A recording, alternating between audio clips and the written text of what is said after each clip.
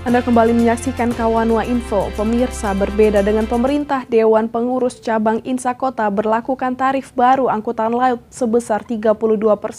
Pihak Insa menyebut angka 15% sesuai kebijakan pemerintah justru membebani mereka sebagai jasa angkutan laut.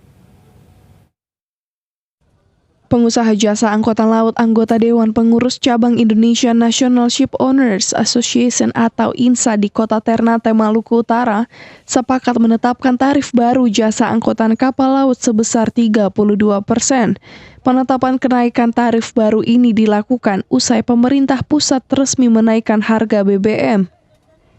Ketua Dewan Pengurus Cabang Insa Kota Ternate Rustam Hamzah saat ditemui pada Senin kemarin menyebut kenaikan tarif 32% ini disesuaikan dengan kenaikan harga solar yang sebelumnya Rp5.150 per liter menjadi Rp6.800 per liter.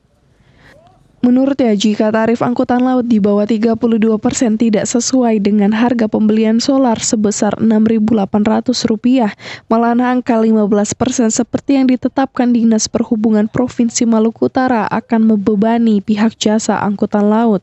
Aku sudah berjalan. Ya, kita berharap mudah-mudahan tidak ada gejolak di masyarakat pengguna jasa transportasi, karena memang kami mungkin agak berbeda berpikir dengan Dinas Perhubungan Provinsi Maluku Utara.